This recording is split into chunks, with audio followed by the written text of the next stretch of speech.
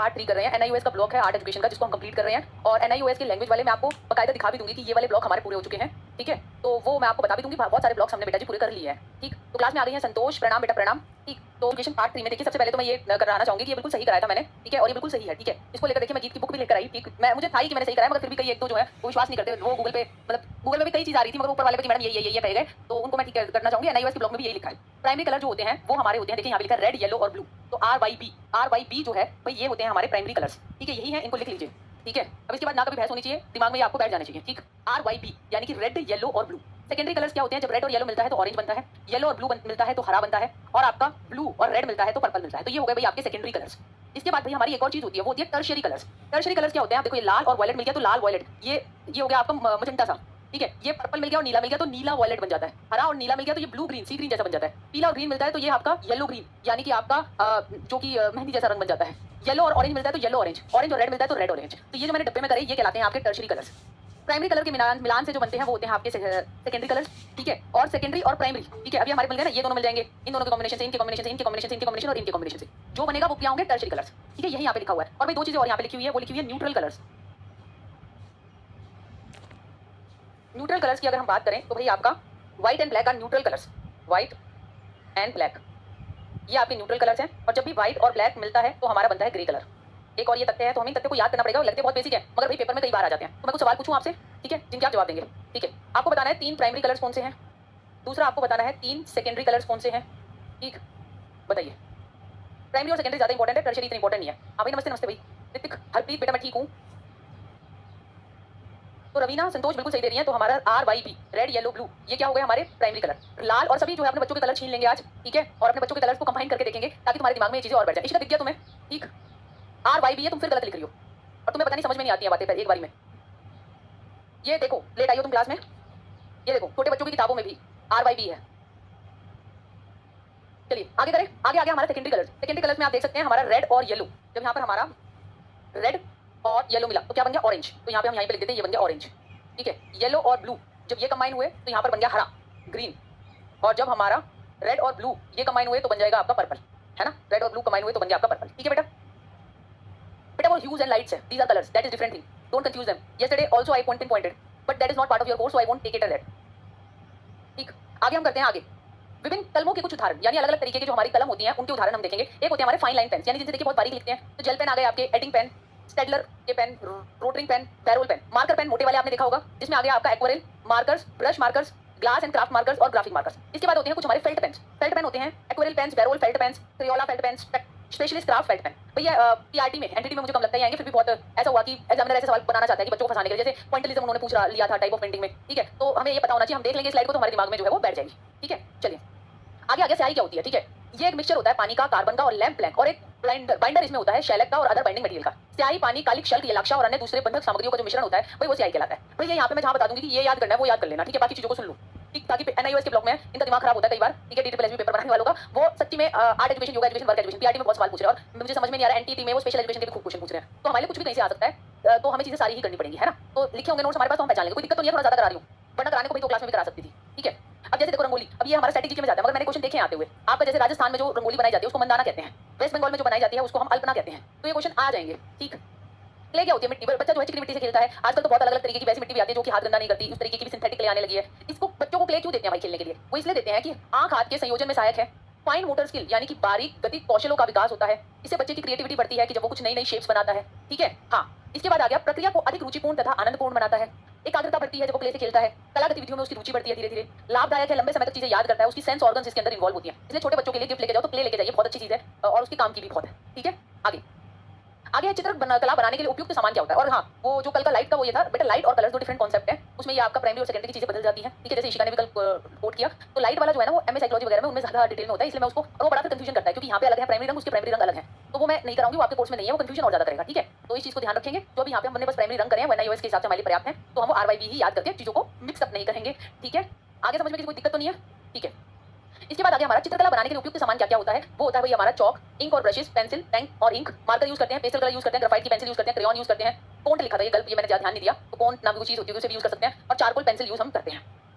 भाई ड्राइंग के लिए जो हमारा बेस हो सकता है बेटा आधार, यानी जिस पे हम ड्राइंग बनाते हैं, तो या तो आप कागज पे बना सकते हो या कैनवास पे बना सकते हो, मेटल धातु पे बना सकते हो, लकड़ी पे बना सकते हो ड्राइंग, प्लास्टर ये जो हमारे छतों के ऊपर होता है उस पे जो ड्राइंग बनी, या फिर दीवारों के ऊपर फॉर म्यूरल्स भित्ति चित्र जो बनते हैं आपके उसके ऊपर, बेटे की गुफाएं भी हमने देखी थी ना यार, पत्थरों के ऊपर भी उन्होंने बना रखे हैं, तो वो भी आपके बेस हो सकते हैं ड्राइंग के लिए। ठीक है, आगे पेंटिंग क्या होती है भाई? Method of putting pigment on a surface, ये एक सरफेस है। ठीक है, अगर मैं इस पे इस तरीके से जो है कुछ बनाती हूँ तो मैं एक पिगमेंट को एक सरफेस पे डाल रही हूँ बेटा। ठीक है, यहाँ पे बेटी का मध्य प्रदेश, वेरी गुड। ठीक है, तो method of putting pigment on a surface is called painting. रंगों को एक सतह पर रखने की विधि। पिगमेंट कोई पेंट हो सकता है, कोई क्रेयॉन मोमी रंग हो सकता है, या कोई भी अदर मटेरियल हो सकता है।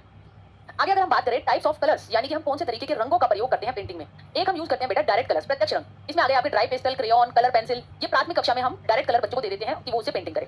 एक होते हैं ऑयल कलर्स। ऑयल कलर्स जो होते हैं वो हमारे ट्यूब में होते हैं और उसमें टर्पेंटाइन ऑयल मिलाते हैं हम और फिर पेंटिंग होती है। तो ये होते हैं ऑयल कलर्स। ऑयल कलर्स हम बड़े बच्चों के लिए यूज होते हैं, कैनवस बोर्ड पे यूज होते हैं, बड़े बच्चे इसको यूज करते हैं। एक होते हैं भाई वाटर कलर्स, पोस्टर कलर्स, आप सबने देखे ही होंगे, जिसमें आपका वाटर ऐड करके मैं वो गीत का वो लिए बैठी थी ना। ठीक है, जिसमें बहुत सारे कलर्स थे और छोटी छोटी टिप्पियां थी, वो पोस्टर कलर्स थे। ठीक है, तो ये हमारे वाटर ऐड करके हम इनका यूज करते हैं। आप सभी खूब वाटर कलर आपने यूज किया होगा। तो क्वेश्चन पेपर में क्या आ सकता है? ठीक है, प्राथमिक के लिए हम कौन से कलर यूज करते हैं?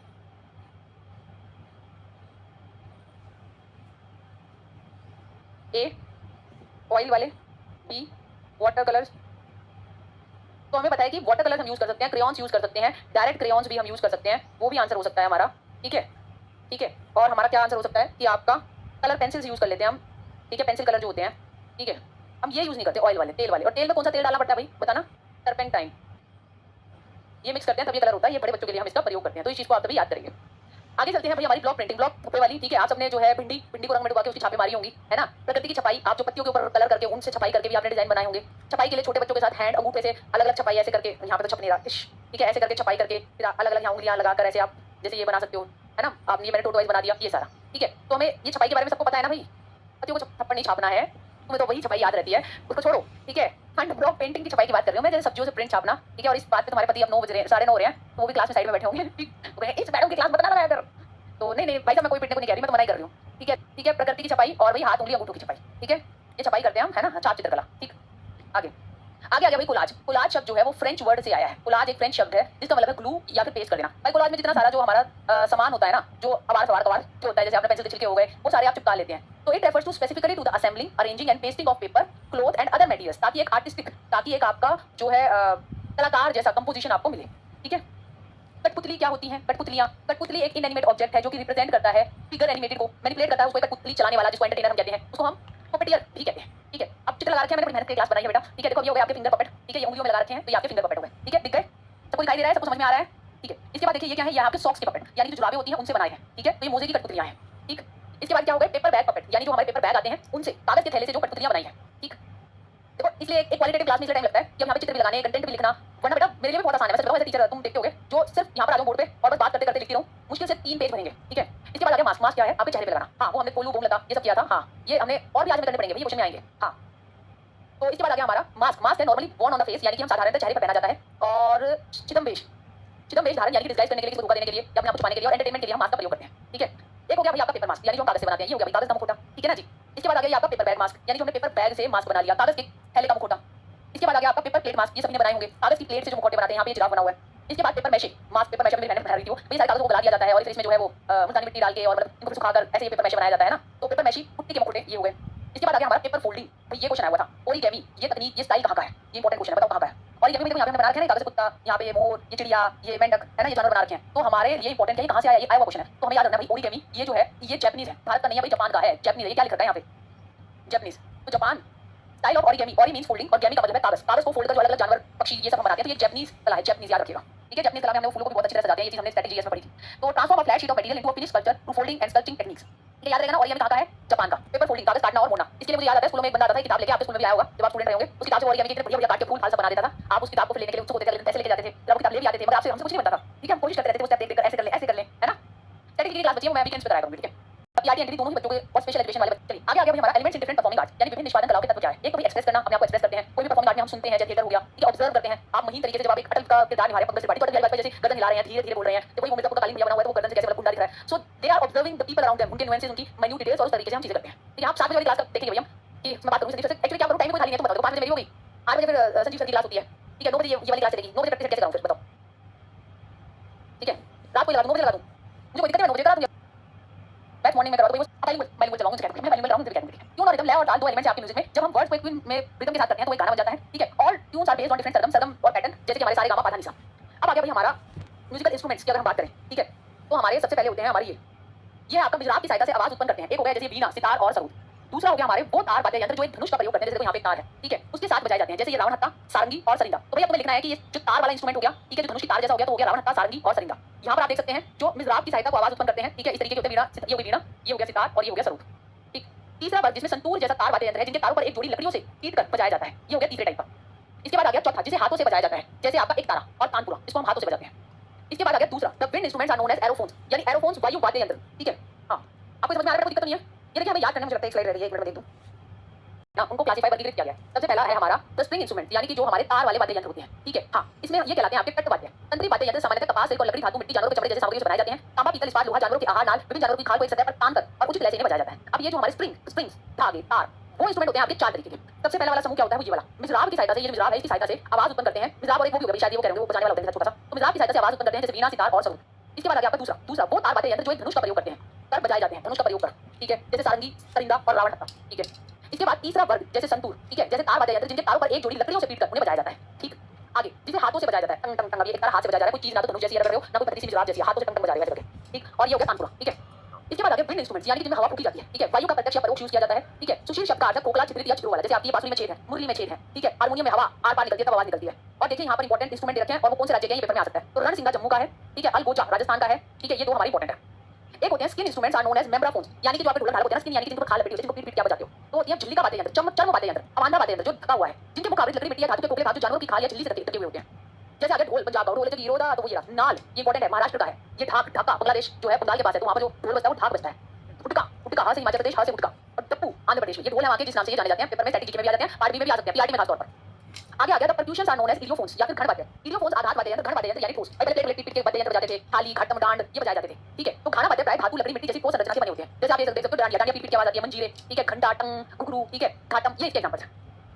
और अब ये इंपॉर्टेंट वाद्य यंत्र है जिस राज्य के लिए फेमस है, ये भी आ सकता है। गोंग सिक्किम का, गोंग कामसले कर्नाटक का, घोड़ताल आसाम का, लेजियम लेजियम आपने देखी होगी, ऐसे ऐसे करके महाराष्ट्र की महिलाएं करती हैं, ठीक है। इसके बाद आ गया आपका घट्टम, ये कश्मीर का ये वाद्य यंत्र है और उससे जुड़े हुए राज्य हैं, ठीक। हाँ, इसके बाद आ गया फोक थिएटर, हमने फोक थिएटर की है ना। तो फोक थिएटर लोक रंगमंच, जैसे आपका हो गया भांड पाथे, भांड आपने देखा होगा हमारी देसी जो हरियाणवी भाषा में भांड कहते हैं, जो आर्टिस्ट होते हैं उनको भांड, ठीक है। तो ऐसे ही आपका भांड पाथे कश्मीर और पंजाब का एक लोक रंगमंच है, यानी फोक थिएटर है, ठीक है। एक है शिकार का पाथे, इसमें हमारे शिकारियों की कहानी दिखाई जाती है। एक है कृष्णा अट्टम, ये केरल के गुरु वायु के कृष्णा मंदिर में होता है। कृष्णा के 8 नाटक 8 दिनों में लगातार प्रस्तुत किए जाते हैं, जैसे कृष्णा का क्या हुआ अवतार हुआ, फिर कालिया वरदान, फिर रासक्रीड़ा, फिर कमसावदा, फिर स्वयंवरम, फिर बड़ा युद्धम, फिर विद्यावधम, फिर स्वर्गारोहण, फिर कृष्ण जी स्वर्ग की ओर चले गए। तो उनके जीवन की लीला को 8 दिन में दिखाया जाता है केरल में, ठीक है, कृष्णा अट्टम। इसके बाद ये इंपॉर्टेंट है भाई बहुत ज्यादा, ये आपके लोकल फोक थिएटर्स हैं और ये कौन से राज्य में बनाए जाते हैं, ये क्वेश्चन आता है। जैसे स्वांग हरियाणा और पंजाब में, ठीक है, स्वांग आपने देखा भी होगा। नौटंकी उत्तर भारत में, रासलीला यूपी की फेमस है, भवाई गुजरात और राजस्थान, जात्रा बंगाल और उड़ीसा, तमाशा महाराष्ट्र में और यक्षगान कर्नाटक में। तो ये फोक थिएटर्स हैं और उससे जुड़े हुए राज्य हैं। इसके बाद भाई आ गए हमारे टाइप्स ऑफ पपेट हैं, यानी पपेट के प्रकार, ये कौन से रीजन के हैं और कौन सी थीम को दिखाते हैं। देखो हमने देखा glove puppet, glove puppet Uttar Pradesh में राधा कृष्ण को दिखाता है, उड़ीसा में भी होता है, वेस्ट बंगाल में जो ग्लव पपेट ग्लव वाले जो कठपुतली होती है वो प्ले कहलाते हैं पवकुत्थु, पावाकुत्थु, ठीक है। रामायण और महाभारत को दिखाते हैं। केरल में इसको हम कठपुतली कहते हैं, स्ट्रिंग पपेट यानी कि स्ट्रिंग वाले धागे वाले। राजस्थान में इसे हम कुंडली कहते हैं, उड़ीसा में गोम्यता, कर्नाटक में बोम माला अट्टम, तमिलनाडु में भी होता है रोड पपेट, यानी जो रोड का यूज करके वेस्ट बंगाल और उड़ीसा में यूज होता है। देखो बेटा अब ये वाला ऐसा क्वेश्चन आएगा कि तमिलनाडु में स्ट्रिंग पपेट है, ये ऐसा नहीं आएगा जिनके नाम जुड़े हुए हैं, एक से जो 3 जा रहे हैं उसको थोड़ा याद कर लेना। शैडो पपेट परछाई वाले पपेट यूज करते हैं, उड़ीसा में रामायण दिखाते हैं, केरल में हमने टोल पवाकुत्थु ये हमने करा था कल, ठीक है। और आंध्र प्रदेश में कोलू गोमाल अट्टा, कर्नाटक में तोगालू गोमियत्ता, थीम होती है जो महाभारत और लोकल लेजेंड्स, महाराष्ट्र और तमिलनाडु। तो ये काफी फैक्चुअल है, इसको याद करने वाला कल भी करवाया था ये, ठीक है। तो यहाँ पर हमारी आज की क्लास फिनिश होती है। अभी भी आज एजुकेशन में थोड़ा बच रहा है, ड्रामा इन एजुकेशन वो भी करा दूंगी मैं, और कल क्लास होगी। कल मगर मोटिवेशन की हमारी थ्योरीज बची हुई है, सुनो मेरी बात। जो मैंने नॉर्मल सीटी कराई थी, जो कि आपकी सीटेट के लिए थी, आपके में भी वो क्लास लाई आई थी, तो उसमें हमने अभी प्रेरणा किया, ठीक है। मगर उसके अलावा भी ना कई और एडवांस थ्योरीज हैं मोटिवेशन की, तो कल हम वो पूरी करेंगे। उसके बाद एजुकेशन वाली क्लास कराएंगे, ठीक है। और मंडे के टाइम बता दो प्लीज मुझे टेलीग्राम ग्रुप पे कि 9 बजे मुझे करना है प्रैक्टिस या 7 बजे, मैं उस हिसाब से तैयारी अपनी